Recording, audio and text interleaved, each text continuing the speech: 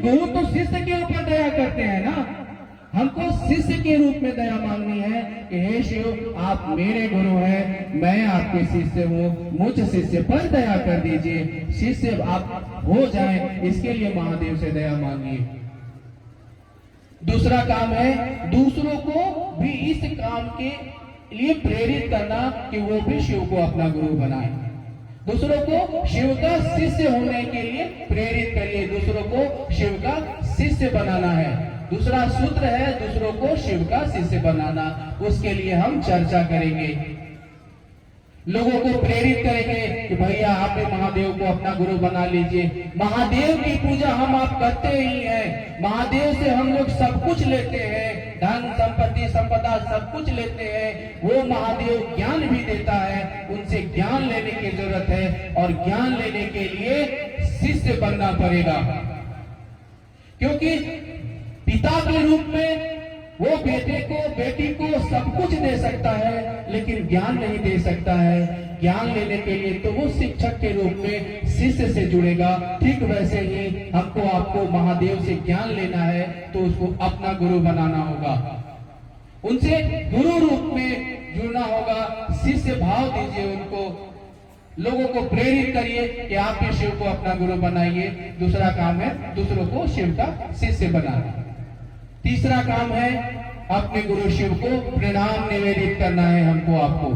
हम आप महादेव को प्रणाम करेंगे याद करके कि महादेव मेरे गुरु हैं और अपने गुरु को प्रणाम निवेदित करेंगे। साहब ने कहा कि शिव के शिष्य अपने गुरु शिव को प्रणाम निवेदित करने के लिए नमः शिवाय का सहारा लेते हैं। कि आज मनिया डे पुण्य धनबाद के खेल मैदान में शिव गुरु महोत्सव का यह आयोजन है। यहां प्रवचन नहीं होता, यहां कथावाचक कोई नहीं आते हैं। यहां कैसे उस परमात्मा को अपना गुरु बनाया जाए, इस विषय पर विचारों का आदान प्रदान होता है गुरु की दया से, क्योंकि यह एक ऐसी सभा है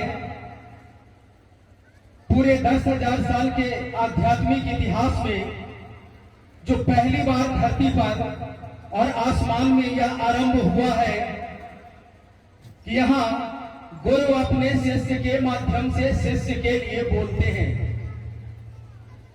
और इस रहस्य से जिन्होंने पर्दा उठाया उनका नाम है साहब श्री हरिंद्रानंद जी, जो दृश्य जीवन में एक पदाधिकारी की जिंदगी जीने का काम किया उन्होंने। उनका एक भरा पूरा गृहस्थ कुल है इस धराधाम पर। उनके गृहस्थ कुल के ज्येष्ठ कुल वधु हमारे आपके बीच दीदी बरखानंद जी उपस्थित हैं। उस साहब की बात तब तक होती रहेगी जब तक ये त्रिभुवन चलता रहेगा, क्योंकि त्रिभुवन के मालिक शिव जो हमारी आपकी सांसों में बसा है, उन्होंने इच्छा किया है जन जन का गुरु होने का और इसका रास्ता दिखाने के लिए हमारे आपके बीच मानव की आकृति में साहब श्री हरिंद्रानंद जी को उन्होंने भेजा 31 अक्टूबर 1948 को।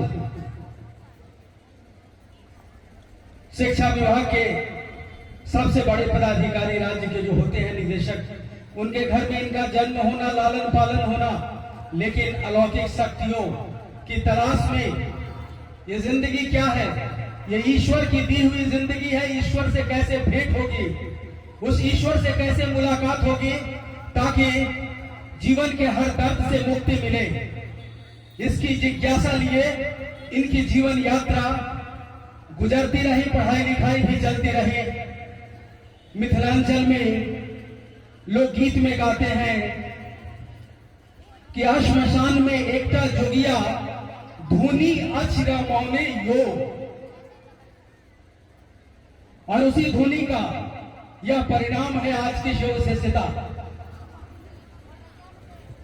श्मशान कब्रिस्तान तांत्रिकों न जाने कितने लोगों के पास भटकने का काम किया हमारे वरेण्य गुरु भ्राता ने।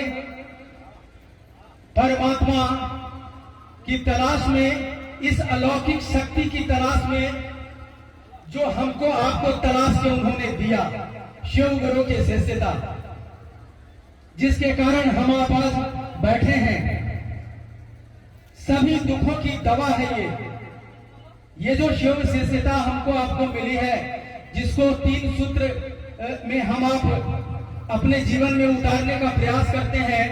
ये 3 सूत्र कुछ भी नहीं है, ये साहब ने आध्यात्म के प्रयोगशाला में अपने जीवन में परख कर हमको आपको गुरु की दया से दिया है। साहब ने कहा आओ चले शिव शिष्यानुभूति में, ये दुनिया आपको मिला है, भोग के लिए मिली है, और भोगाधिपति हैं, वो भोग के मालिक है महादेव। आपने जो संबंध बनाया है, बेटा है, बेटी है, पत्नी है, दादा है, दादी है, दोस्त है, दुश्मन है, भोगने के लिए आपको मिला है। लेकिन भोगने की जगह पर हम ही भोगा रहे हैं, बाप बाप कर रहे हैं, घर में लड़ाई झगड़ा कैसे दूर होगा? कौन बताएगा? आपको भोगाधिपति वो सिखाएंगे कि जाओ नदी में, जाओ तालाब में, मतलब लेकिन पहले तैरना सीख लो।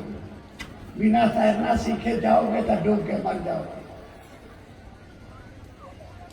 अभी तक गुरु लोग आए, लहसुन मत खाओ, प्याज मत खाओ, वहां मत जाओ, वहां मत जाओ, आई मत करो, हाउ मत करो। यही करते करते आदमी आता है और रोते रोते धरती से विदा हो जाता है।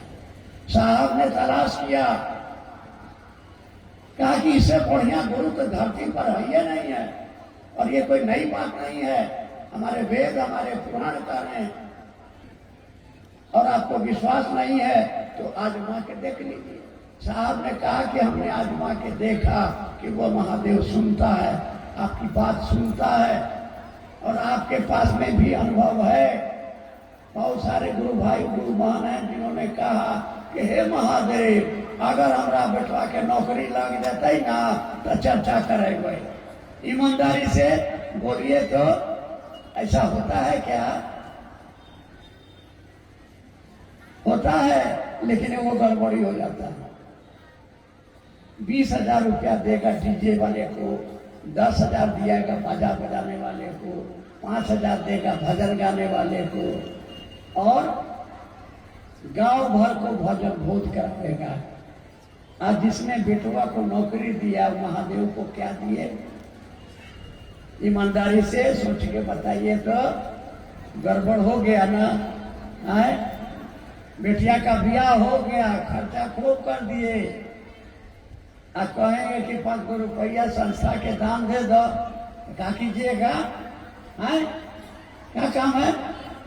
अरे गुरु का काम करना है, आगे बढ़ाना है।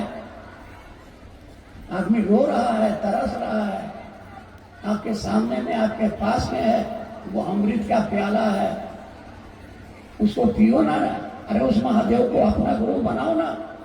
यही संवाद लेकर के हमारे साहब श्री हरिदानंद जी इस धराधाम पर आए, और अपने जिंदगी के अनुभव के आधार पर उन्होंने कहा कि मैं इस धरती पर आया हूं, मैं शिव का आदमी हूं, आपको शिव का आदमी बनाने आया,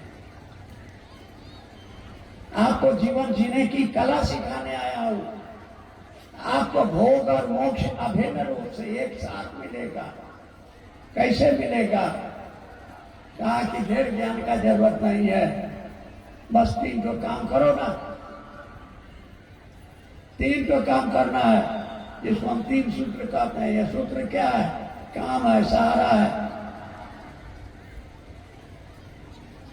आदमी चलता है दोनों पांव के सहारे, पांव टूट गया, चोट लग गई, तो अब लाठी का सहारा लेते हैं, बैसाखी का सहारा लेते हैं। वैसे ही मेरा मन नहीं पूछ रहा है कि महादेव मेरा है, बस खेला इतने समझना है कि महादेव मेरा है। तो कैसे समझेगा? इसी के लिए 3 सूत्र दिया उन्होंने। मेरे गुरु महेश्वर शिव को मेरा प्रणाम है। इस कालखंड के प्रथम शिव के शिष्य हम सबों के परम आदरणीय वरेण्य गुरु भ्राता साहब श्री के चरणों में मेरा प्रणाम है। शक्ति स्वरूपा माँ नीलम आनंद जी के चरणों में मेरा प्रणाम है। और धनबाद जिले के इस टुंडी नामक स्थान पे उपस्थित आप सभी गुरु भाई गुरु बहन के चरणों में मेरा प्रणाम है। महागुरु महादेव की दया है और उनके इस दया के कारण इस जीवन में, इस जगत में शिव मेरे और आपके गुरु हुए। महादेव के ईश्वर के रूप में सर्वव्यापी और सर्व प्रसिद्ध रूप जगत में पहले से है। जैसे ही हम कहते हैं महादेव, महादेव का अर्थ ही होता है जो देवों का देव है। तभी सभी देवी देवताओं का भी जो देवता है उन्हीं को कहा जाता है महादेव। जब हम कहते हैं महेश्वर तो जो ईश्वरों का भी ईश्वर है, यानी महेश्वर है, मुख्य नियंत्रक है, सबको नियंत्रित करने वाला है, उनको हम पुकारते हैं महेश्वर। शिव, शिव ने खुद को शिव नहीं कहा, दुनिया ने ही शिव को शिव कहा। दुनिया ने ही उनको महादेव कहा और दुनिया के लोगों ने ही महेश्वर भी कहा। महादेव के जिस रूप से दर्शन किया, महसूस किया, उसको एक नाम दे दिया। जब देखा कि सब काल के अधीन हैं, सारे लोग काल के अधीन हैं, जिसका जन्म होता है उसकी मृत्यु होती है, जिसके द्वारा कुछ बनाया जाता है एक दिन उसका लय होता है। निर्माण के साथ ही लय की तिथि भी उसी समय तय कर दी जाती है, परंतु एक ऐसी सत्ता है जिस पे काल लागू नहीं होता। इसलिए क्योंकि उनके जन्म का पता नहीं हमें, उनकी मृत्यु का भी पता नहीं, उनके जन्म का नहीं पता कि उनके माता पिता कौन या उनका जन्म कहाँ हुआ, कैसे हुआ, तो दुनिया ने ही उस परम सत्ता को एक और नाम दिया, शंभु, यानी खुद से उत्पन्न हुआ। किसी ने उत्पन्न नहीं किया, जो स्वयं से उत्पन्न हुए। और ये भी कहा कि काल से परे की सत्ता है वो, काल उनके अधीन है, काल भी जपता है शिवः शिवम शिवः शिवम। काल भी जिससे डरता है, काल से सब डरते हैं, लेकिन डर को भी जिससे डर लगता है उसका नाम है महाकाल। वो कौन है? शिव का ही एक रूप। शिव परम सत्ता है। शिव तत्व को आज तक कोई पूरी तरह जान नहीं सका। शिव के शिष्य हुए, शिव के भक्त हुए, परंतु कोई नहीं जान सका कि पूरा का पूरा समग्र स्वरूप शिव का कैसा है। जिसने शिव को जैसा जाना उसने शिव को वही नाम दे दिया। शिव की अवधारणा यानी शिव का स्वरूप क्या है, शिव का रूप क्या है, शिव का तत्व क्या है, इस पे जब भी बात हुई तो सबने कुछ वैसी ही बात की जैसे हम एक कहानी सुनते हैं कि 3 आंखों से अंधे, आंखों से दिखाई नहीं देता था, 3 व्यक्ति जंगल में चले जा रहे हैं। सामने से एक हाथी आ रहा है, इनको नहीं पता, कोई दूर से पुकार के कहता है वहां से हट जाओ, वहां से भागो, सामने हाथी आ रहा है। तो इन लोगों को लगा कि हाथी क्या होता है, क्योंकि आंखों से तो दिखाई नहीं दे रहा था। तो आंखों से दिखाई नहीं दिया तो उन्होंने सोचा कि हाथी कैसा होता है, चलो हम लोग देखते हैं खुद से, खुद के प्रयास से देखते हैं। तो उन्होंने, एक ने जो आंखों से अंधा है, एक ने हाथी के कान को छुआ।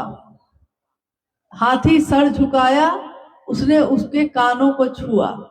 कान को छुआ तो देखा, छूकर और कहा कि हाथी कैसा है। दूसरे दोनों ने पूछा हाथी कैसा है, तो उसने कहा हाथी सूप जैसा है, पतला है, लचीला है, सूप की तरह है, क्योंकि कान छुआ था। एक ने आगे बढ़कर उसके पांव को ही जोर से पकड़ लिया। तो उससे जब दूसरों ने पूछा, दोनों ने पूछा कि हाथी कैसा है, तो उसने कहा कि हाथी खंभे के जैसा है। और तीसरे ने हाथी के सूंड को पकड़ लिया। नहीं जानता था कि हाथी इतना खतरनाक हो सकता है। भावुकता में, भोलेपन में, निश्चलता में वो हाथी को छुए जा रहा है और सूंड पकड़ लिया। तो कहा कि सूंड अंदर से, ये तो हाथी अंदर से खोखला है और बहुत लचीला है, घूम रहा है बार बार इधर से उधर। देखिए, तीनों ने झूठ नहीं कहा। हाथी का कान तो सही में सूप जैसा है, हाथी का पैर भी खंभे जैसा ही है, हाथी का सूंड भी खोखला है, अंदर से खोखला है और लचीला है। तीनों ने सच बोला है, लेकिन पूरे के पूरे हाथी को वो नहीं जान सका। उससे अगर पूछा जाए पूरा का पूरा हाथी कैसा है बताइए, तो उसको नहीं पता। इसलिए ये खंड में माना जाएगा। हाथी का कान ऐसा है, ये एक खंड है, एक अंश है उसका। वैसे ही दुनिया ने जब महादेव की बात की तो कहा कि महादेव कैसे हैं, तो किसी ने जो उनको जैसा जान पाया, पूरा का पूरा जानना तो संभव नहीं है। शास्त्रों में लिखा है, तो तत्वम न जानामि कीदृश्योऽसि महेश्वर। हे महेश्वर, ईश्वरों के भी ईश्वर महेश्वर, आपके तत्व को कोई नहीं जान सका, आपका तत्व हम नहीं जान सके। तादृशोऽसि महादेव तादृशाय नमो नमः। आप जैसे हैं, जो दिखते हैं, जो आपका तत्व है, उस तत्व को हम प्रणाम करते हैं। तो महादेव के तत्व को कोई नहीं जान सका, लेकिन जिसने खंड में जाना, जिसने इतना जाना कि महादेव काल के ऊपर की सत्ता है, काल का नियंत्रण है उनका, तो उसने महाकाल कह दिया। और किसी ने ये भी जाना कि वो बाबा जैसा है। जैसे मेरे पिता है ना, मुझको बहुत प्रेम करते हैं, पिता से भी ज्यादा प्रेम करने वाला कोई है तो वो बाबा होते हैं। बाबा अपने पोते पोतियों को बड़ा प्रेम करते हैं, तो उसने कह दिया बाबा।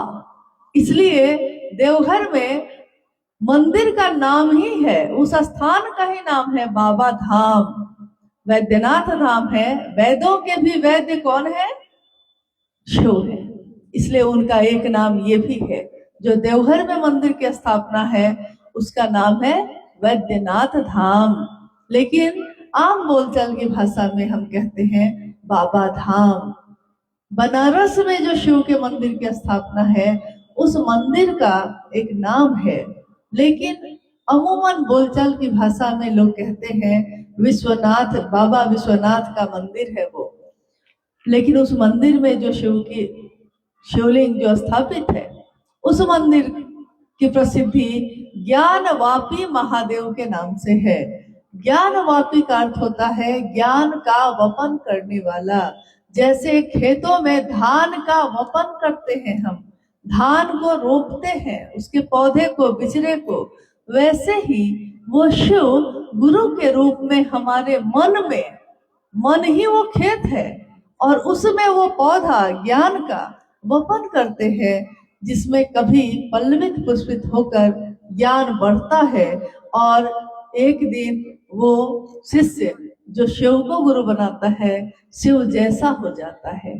जो शिव की बात करता है, जो शिव की बात सुनता है, वो शिव स्वरूप हो जाता है। ऐसा तो सदियों से लोग कहते हैं। लेकिन गुरु के रूप में गुरु अपने शिष्य को अपने जैसा बनाता है। शिव का एक रूप जो जगत नहीं देखा, जगत गुरु शिव, विश्व गुरु शिव, आदि गुरु शिव। आदि यानी जहां से पहला गुरु कौन है, पहला जहां से प्रारंभ हुआ है, आदि गुरु शिव को कहा गया। योग भी जहां से प्रारंभ हुआ है, आदि योगी शिव को कहा गया। तो इसी तरह जहां से आदि है यानी जहां से प्रारंभ है, आगे भी सारी चीजें उन्हीं से जुड़ी हुई होंगी। इसीलिए शिव को गुरुओं का गुरु, सदगुरुओं का गुरु भी कहा गया। गुरुओं का गुरु यानी शरीरधारी जितने भी गुरु हैं, उनमें अलग अलग तरीके हैं शिष्य बनाने के। कोई स्पर्श से बनाता है, जो शरीर में है तो वो छूकर अपने मस्तिष्क को, आपके मस्तिष्क को छूकर शिव का आवेश पैदा करता है, तो वो गुरु भी शरीर में रहते हुए शिव की तरफ लेकर जा सकता है। कोई साधना से, कोई आराधना से, कोई मंत्रों का जप करवा कर शिव का आवेश पैदा करता है, ईश्वर का आवेश पैदा करता है, ईश्वर से जुड़ाव स्थापित करता है। साधना उपासना से भी कोई शिष्य के शरीर में ही प्रवेश कर जाता है, कोई मन की भूमि पे ही प्रवेश कर जाता है। परंतु शरीरधारी गुरुओं की एक सीमा है, इसीलिए उन्होंने नियम बनाए। नियम अलग अलग, हर गुरु के अलग अलग नियम हैं। कोई कहता है प्याज लहसुन छोड़ के आना होगा, कोई कहता है गृहस्थ आश्रम छोड़ के आना होगा, कोई कहता है कि ब्रह्मचार्य का व्रत का पालन करना होगा, आजीवन विवाह नहीं करना होगा, कोई कहता है मांसाहार छोड़ कर आना होगा, कोई कहता है मदिरा छोड़ के आना होगा। यानी हर गुरु के अपने बंधन है, अपने नियम है।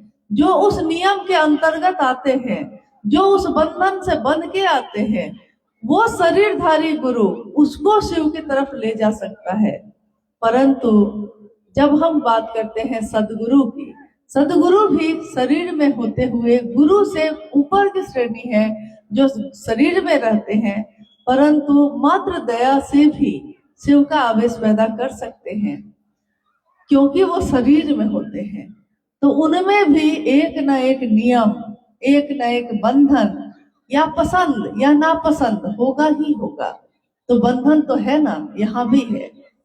जब हम बात करते हैं जगत गुरु की, जगत गुरु शिव, जैसे ही हम कहते हैं जगत गुरु शिव, वैसे ही स्पष्ट है कि जगत के गुरु किसी को अपना शिष्य बनने से नहीं रोक सकते। इसीलिए एकमात्र शिव एक ऐसी सत्ता है जहां देवता भी आराधना करते हैं, नर और नाग लोग के लोग भी आराधना करते हैं, राक्षस भी जिसकी आराधना करके वरदान प्राप्त करते हैं। एकमात्र ऐसी सत्ता जो भेद नहीं करती, जो वर्गीकरण नहीं करती, जो आपस में बांटती नहीं है, बटे हुए सभी लोगों को एक करती है। हम जब धरती पे आए हैं, जब आते हैं, पैदा होते हैं, हमको कहाँ पता, उस बच्चे को कहाँ पता होता है कि हम किस जाति के हैं, किस धर्म के हैं। हम जो बड़े हैं उसको समझाते हैं कि तुम इस जाति के हो, तुम इस धर्म के हो, परंतु कोई ये नहीं समझाता कि तुम इंसान भी हो। एक इंसान बनना है हमको पहले। जाति हमने बनाई है, ईश्वर ने नहीं बनाई, शिव ने नहीं बनाई, धर्म भी हमने बनाए। इसीलिए आपने अक्सर सुना होगा कि लोग कहते हैं मैं सनातनी हूँ। इसका अर्थ यह होता है कि जो हजारों साल से जिस चीज को धारित करके चल रहा है, कौन है वो? जो जंगल और पहाड़ों में जो वृक्षों की पूजा करते हैं, जो नदियों की पूजा करते हैं, जो सूरज और चांद की पूजा करते हैं, वो सबकी पूजा करते हैं। और आश्चर्य की बात यह है, बाकी सब भी इसी की पूजा करते हैं, परंतु भेद बना के चल रहे हैं। एक सत्ता ऐसी है जगत गुरु शिव की, जहां जाकर सारे भेद खत्म हो जाते हैं, और वो है उनका गुरु का स्वरूप। शिव गुरु के रूप में अनुग्रह भाव से, अपने दया भाव से जीव को शिव बनाते हैं। उनका दया का भाव, हमने सुना है, आपने भी सुना होगा कि जब कोई गुरु होता है, जब कोई शिष्य होता है, तो कोई परंपरा होती है दक्षिणा की और दीक्षा की। गुरु दीक्षा देते हैं, शिष्य दक्षिणा देता है। दोनों दी और छ से ही बने हैं, इसी धातु से बने हैं। परंतु जब हम कहते हैं दीक्षा, गुरु से दीक्षा ली है आपने, तो हम कहते हैं कि हाँ हमने ली है। किससे ली है? तो हम कहते हैं महादेव से ली है। तो लोग हंसते हैं, कहते हैं महादेव तो शरीर में नहीं है, तो महादेव जो शरीर में नहीं है वो दीक्षा कैसे देगा? दीक्षा का अर्थ होता है दीप ज्ञानम छायते पापम। दीप का जो ज्ञान का दिया जलता है, पाप का क्षय होता है। तो ज्ञान का दिया कहाँ जलता है? क्या मेरे इस हाथों में जलता है, या मंदिर में जलता है, मेरे घर में जलता है? ज्ञान का दिया मेरे मन में जलता है। तो ज्ञान का दिया जब मन में जलता है तो पाप का क्षय अपने आप होता है, यानी अंधेरे का। आपने कभी सुना है किसी दुकान में टॉर्च मिलता हो अंधेरे का? टॉर्च बिकता है मतलब कि रोशनी लाने के लिए। कोई बल्ब जला है अंधेरा लाने के लिए? नहीं, अंधेरा है, बल्ब जलाया है हमने रोशनी लाने के लिए। और अगर हमारे आपके हाथों में रोशनी आएगी, मेरे मन में रोशनी आएगी, तो मन में रोशनी लेकर वो व्यक्ति जहां भी जाएगा उसके साथ क्या जाएगा? अगर आपके हाथ में दिया हो और आप अंधेरे रास्ते पे चले जा रहे हैं, तो आपके हाथ का दिया दूसरों को अंधेरा देगा या रोशनी देगा? रोशनी देगा, क्योंकि आप रोशनी लेकर चल रहे हैं। तो कोई शिव की शिष्यता को अपने मन में धारित करके चलेगा तो वो दूसरों को भी सही रास्ता दिखाएगा, दूसरों को भी रोशनी दिखाएगा, वो अंधेरा नहीं दिखा सकता। तो दीक्षा जब महादेव से लेने की बात होती है तो साहब श्री ने कहा कि शिव की दया ही उनकी दीक्षा है। शिव की दया, शिव की दया क्या करती है? शिव की दया हमारे मन में ज्ञान का अंकुरण पैदा करती है, ज्ञान पैदा करती है। और महादेव की दया जब मन में एक विचार के रूप में प्रवेश करता है, याद करिए कि अगर हम में से जितने भी लोग यहाँ हैं, किसी दिन हमने शिव को गुरु माना है कि नहीं? किसी दिन तो माना होगा। उस दिन को याद करिए, अभी इसी पल में, उस समय में अपने मन को लेके जाइए जब आपसे किसी ने कहा होगा कि भैया दीदी महादेव को गुरु बना लीजिए। आपने शायद दुख में होने के कारण महादेव को गुरु बनाया होगा, या उसकी बात अच्छी लगी होगी इसलिए बनाया होगा। परंतु जिस समय आपने शिव को गुरु बनाया होगा, आपने जैसे ही कहा होगा हाँ आज से मैं शिव का शिष्य बनूंगा, और किसी ने आपके नाम की घोषणा की होगी, अभी आप अपने मन को उस पल में लेके जाइए। किसी ने सामने खड़े होके ये कहा होगा कि आज से बहन अमुक ने शिव को अपना गुरु बनाया है, इनके नाम की घोषणा शिव के अंतरिक्ष साम्राज्य में दर्ज की जाती है, और सारे लोग ने कहा होगा जागा जागा महादेव। आपने महसूस किया होगा कि एक ऊर्जा का संचरण आपके मन में प्रवेश करता है उसी समय। ये महसूस आप सबने किया होगा, क्योंकि कहा जाता है कि अपने दिल से जानिए दूसरे का हाल। तो मेरे साथ ऐसा हुआ था, जिस समय मेरे नाम की घोषणा शिव के शिष्य के रूप में हुई थी, उस समय मेरे मन प्राण में लगा जैसे हजारों रोशनी प्रवेश कर गई है। तो मुझको लगता है कि सबके साथ ऐसा ही होता होगा, और वो शिव की ऊर्जा का संचरण मानव तन में हो रहा है, धीरे धीरे। सूक्ष्म चीजों का संचरण मन में होता है, स्थूल चीजों का संचरण संभव नहीं होता, इसलिए हम उनको इन आंखों से देख पाते हैं। सूक्ष्म चीजें, हवा है सूक्ष्म है, दिखाई नहीं देती, मिट्टी स्थूल है, दिखाई देती है, लेकिन हवा से ही, वायु से ही हमारे प्राण चलते हैं। हम सांस लेते हैं, हम सांस छोड़ते हैं, हमारे प्राण चलते हैं। वायु सूक्ष्म है, दिखाई नहीं देती, परंतु सारे जगत के प्राण को चलाने वाली वही है। शिव भी दिखाई नहीं देते, परंतु उनकी दया का संचरण मेरे आपके मन में प्रवेश जिस समय करता है, वही शिव की दया है, वही शिव की दीक्षा है। दीक्षा यानी प्रारंभ करना, मन में विचार का प्रारंभ होना, यही दीक्षा है। जब कोई गुरु है, दीक्षा दिया उसने, तो मंत्र भी देता है। देखिए, साहब के सांसों पे नमः आया और शिवाय उतर गया सन 1975 में। यानी शिव ने विधि के साथ अपना महामंत्र अपने शिष्य को दिया। कहीं शरीर में नहीं आए, तस्वीरों में जो दिखते हैं वैसे भी नहीं आए, जो सोचा था साहब ने वैसे भी नहीं आए, लेकिन वायु के झोंके के साथ उनकी सांसों पे समा गए। नमः आया शिवाय उतर गया। इसीलिए साहब श्री ने शिव को प्रणाम करने के विधा जो तीसरा सूत्र के रूप में हमारे पास है दिया, कि शिव को प्रणाम करने की सर्वोत्तम विधि है, शिव शिष्यों के लिए सर्वोत्तम विधि है अजपा जप। अगर वो सांस पे नमः के साथ सांस अंदर और शिवाय के साथ बाहर, मन में महादेव का जो भी ध्यान आता हो उस ध्यान को करके, जो मन में आए, तस्वीर आए, शिवलिंग आए, रोशनी आए, शून्य आए, जो मन में आए उसी का ध्यान करके महादेव को प्रणाम कर लीजिए। यही महादेव के लिए हमारी कृतज्ञता है।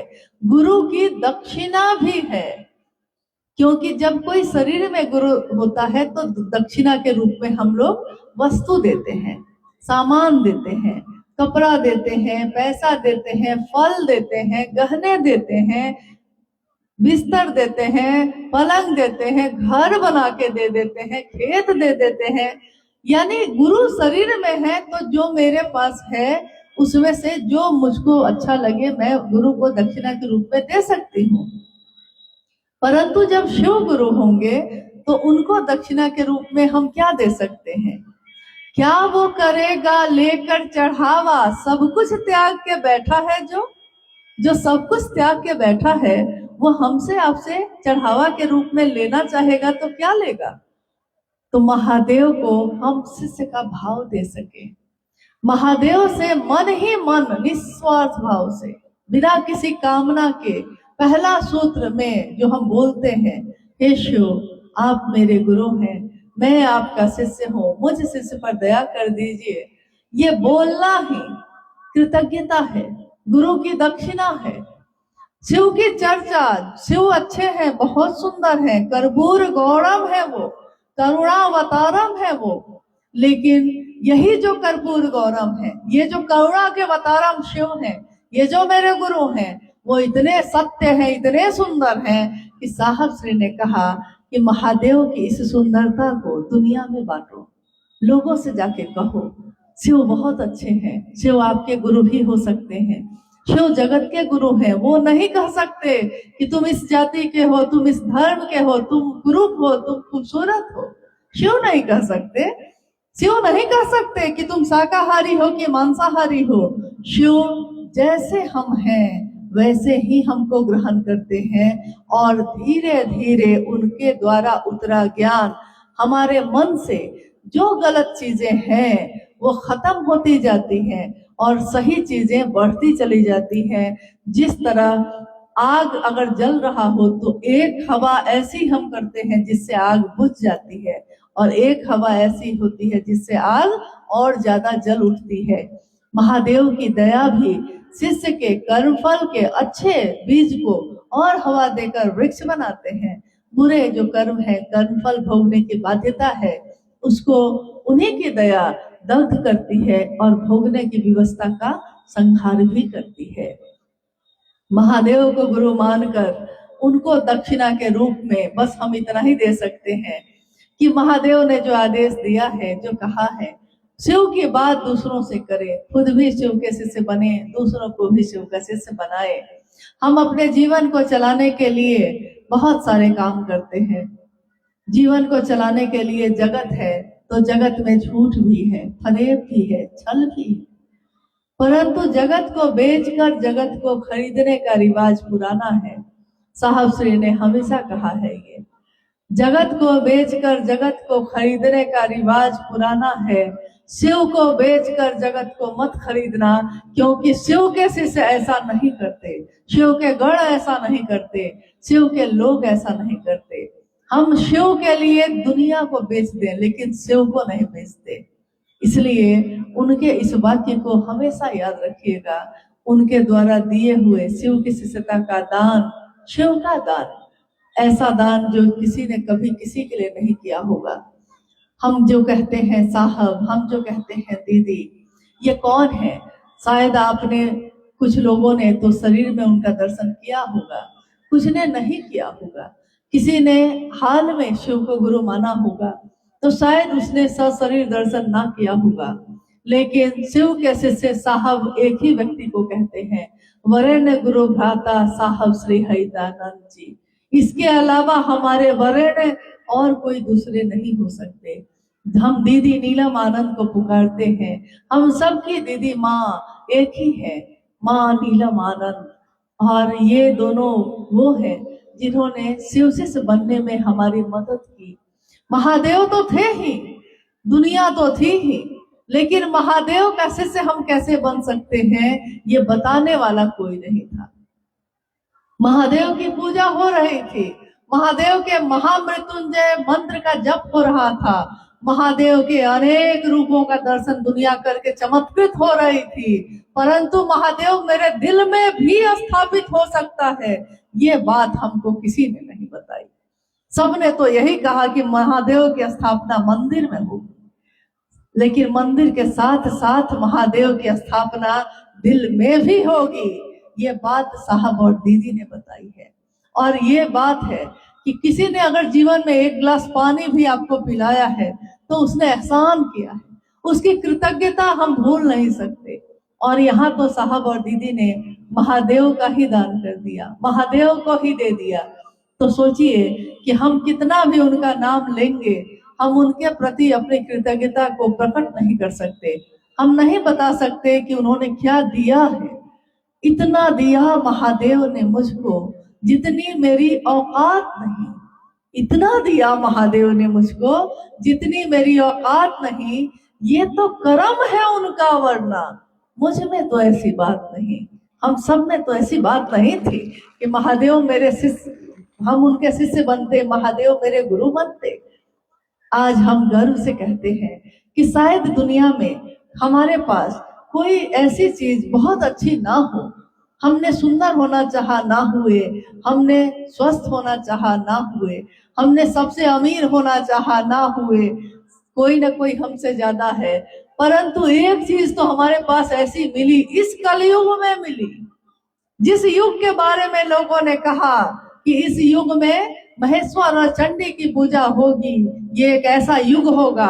पूर्व में पूर्वजों ने कहा, शास्त्रों में लिखा गया कि ये एक ऐसा युग होगा जिस युग में पाप और अनाचार का बोलबाला होगा। ये एक ऐसा युग होगा जिसमें धर्म से लोग विमुख हो जाएंगे। ये एक ऐसा युग होगा जिसमें गुरु और शिष्य परंपरा जाती रहेगी। परंतु शिव पुराण में ही लिखा है कि जब ये सारा जगत ऐसा हो जाएगा तो पूरे जगत के सामने एक ही विकल्प बचेगा, नमः शिवाय। शिव को प्रणाम करने के सिवा कुछ भी नहीं बचेगा, कोई विकल्प नहीं बचेगा। और आज हमारा सौभाग्य है कि हम सब ने इस कलयुग में जन्म लिया। हमने अपनी आंखों से शिव के शिष्य को चलते देखा, बोलते देखा, सुना इन कानों से उनकी बातों को, और शिव शिष्यता की बगिया, इसके फूलों को खिलते देखा, महकते देखा, सुवासित होते देखा है। ये हम सबका न जाने कितने जन्मों का कर्म फल होगा, अच्छे कर्म होंगे कि हमने ये प्राप्त किया है। हमारे बाद आने वाली पीढ़ी कहानियां सुनेंगी, लेकिन हमने उन कहानियों को जीवंत होते देखा है। आज घर घर में शिव शिष्यता का दिया जल रहा है, हर घर में शिव चर्चा हो रही है, चर्चा की आवाज आती है, कहीं से गुजरिए। हम लोग आ रहे तो रास्ते में भी, कल जब हम लोग रांची से आ रहे थे, रास्ते में भी माइक पे शिव की चर्चा की आवाज सुनाई दे रही थी, चर्चा वहां हो रही थी और दिल हम लोग का खिल रहा था। कहते हैं ना, गाने तो बहुत बने, एक तू ना मिला महादेव ना मिले, एक तू ना मिला सारी दुनिया मिलेगी भी तो क्या है, मेरा दिल ना खिला सारी बगिया खिलेगी भी तो क्या है। सारी बगिया में फूल खिले भी जाए तो क्या है अगर मेरा दिल ना खिला। और जैसे ही हम सुनते हैं महादेव की बात, हमारा दिल खिल जाता है, हम खुश हो जाते हैं, हम ढूंढ के उस जगह पे जाते हैं जहां शिव की बात होती है। नहीं, साधुओं से ये धरती आज भरती जा रही है। साधु मन होता है, शरीर के कपड़े नहीं होते। कोई गेरुआ कपड़ा पहन भी ले तो क्या वो साधु बन जाएगा? बन तो जाएगा, हो नहीं पाएगा। होना बड़ा मुश्किल है, बनना थोड़ा आसान है। कोई डॉक्टर का कपड़ा पहन के डॉक्टर बन सकता है, डॉक्टर होने के लिए लंबी प्रक्रिया है। कोई वकील का कोट पहन के वकील बन के तस्वीर खिंचवा के दीवार में टंगवा सकता है कि मैं तो वकील के रूप में हूँ। वकील का रूप बनाना आसान है, वकील होना बड़ा मुश्किल है। तो उसी तरह शिव के शिष्य का रूप बनाना आसान है, शिव शिष्य होना आसान नहीं है। ये एक लंबी प्रक्रिया है, सतत प्रक्रिया है। जिस तरह एक बूंद बूंद पानी भी पत्थर पे गिरता है और पत्थर पे, कठोर पत्थर पे छेद कर देता है, हमारे आपके द्वारा निरंतर शिव से मांगी हुई दया हमारे मन में शिव का आवेश पूरी तरह जागृत कर देती है। पत्थर जैसा हमारा जीवन एक दिन महादेव महादेव करता है। और आज का ये कार्यक्रम भी जो यहाँ के स्थानीय गुरु भाई गुरु बहनों ने रखा, टुंडी काफी अंदर के तरफ है और ग्रामीण इलाका है ये, लेकिन साहब ने हमेशा कहा कि घर घर में जाकर ये बात कहनी है। तो हम ये नहीं कह सकते कि सिर्फ शहर में ही जाना है और गांव में नहीं। गांव क्या, जंगल और पहाड़ पे भी जाना हो तो शिव के शिष्य जाते ही हैं और जाना चाहिए। भीड़ जमा करना हमारा मकसद नहीं होता। भीड़ जमा हो भी जाए तो क्या होगा, एक दिन कुछ घंटे की भीड़ हो भी जाए तो क्या होगा। अगर 5 आदमी भी उसमें शिव शिष्यता की ओर ना चल पाया तो क्या फायदा हुआ उस भीड़ का। लोग जितने भी हों लेकिन शिव की तरफ चल सके, इसी के लिए कोई कार्यक्रम भी आयोजित किया जाता है। आज का ये कार्यक्रम भी इसीलिए आयोजित है। आइए हम लोग कुछ जिज्ञासाओं पे बात करने की कोशिश करते हैं। जब भी हम कोई काम करते हैं, अपने जीवन में किसी चीज को धारित करते हैं, तो कुछ अच्छे अनुभव भी होते हैं, कुछ बुरे अनुभव भी होते हैं, कुछ मन में प्रश्न भी उठते हैं और कुछ प्रश्नों के उत्तर भी अपने आप मिल जाते हैं।